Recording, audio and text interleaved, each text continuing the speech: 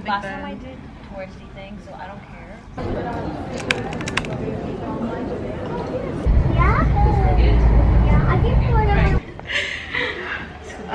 Okay, so we're at Airbnb number 2 because the first one ended up being sketchy. And we immediately booked another place, but now that place is very unresponsive. So we've been carrying our giant ass suitcases through the rain, through a market, and now we're waiting here hoping this is the right place. Yeah. What time is it? 3? Yeah. It's 3:16. We've been in London for like 8 hours. Yes. A random man hit on Yaya as we were like barreling through the rain. Like, I asked this sweet little boy if he could let us into the lobby so we could just like be shielded from the rain. And he said no. He didn't even smile. He was just like, no. He closed the door on us. This is a meme. This is redirection. Yeah. This is where we're at. Join us for the rest. Enjoy the show.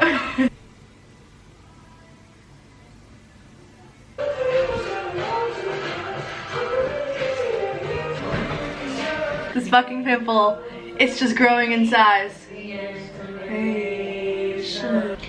Come on, baby, let's do. How long do you think we slept?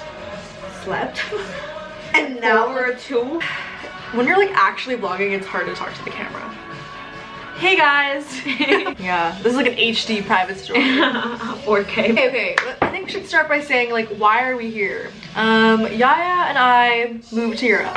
That's like the clickbait title. It's like, yes, we moved to Europe. We left our jobs behind and moved to Europe. We're in Europe for 5 weeks. We've been planning this since like January or before that. We've always wanted to not just travel but work remotely, live like just like at our own pace, not like zigzag, which we kind of are. Yeah, which we are. you can't but we are here for longer than a weekend, so yeah, it's not like 3 days in each place and then we're moving. So right now we're in London, and then we're going to Paris, and then our bestie Michelle is joining us right now from London to Paris, and then Yaya and I are heading off to Berlin, Madrid again to visit Michelle's. That one is a weekend trip. That one's a weekend trip. But that's an exception. Because we have our other friend over coming in for his birthday. And then after that we're gonna go to Budapest, Prague, and then Lisbon, Lagos, Porto. So we're excited. We're taking the first week and a day, I guess, off, and then we're gonna be working remotely. Today's been a crazy day because we landed at like, let's just round down and go 9 a.m. because we've been like traveling for like 13 hours at that point.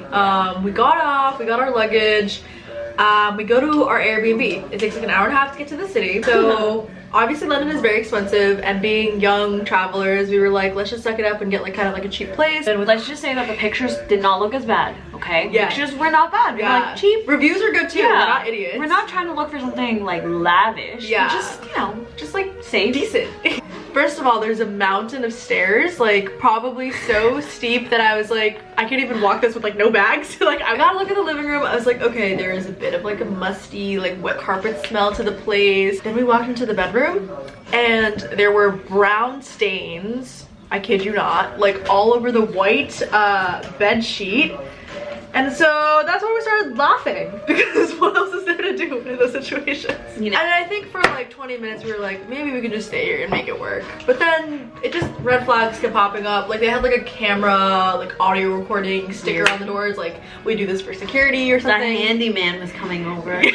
Yeah, the faucet was leaking. We were kind of stressed. We were like, we're almost for the night. Should we like call up people we know in the city? Should we go to a hostel? What should we do? And then our third friend hasn't even gotten here yet, so we were just like, fuck. But eventually we got our second Airbnb, but the story doesn't end there.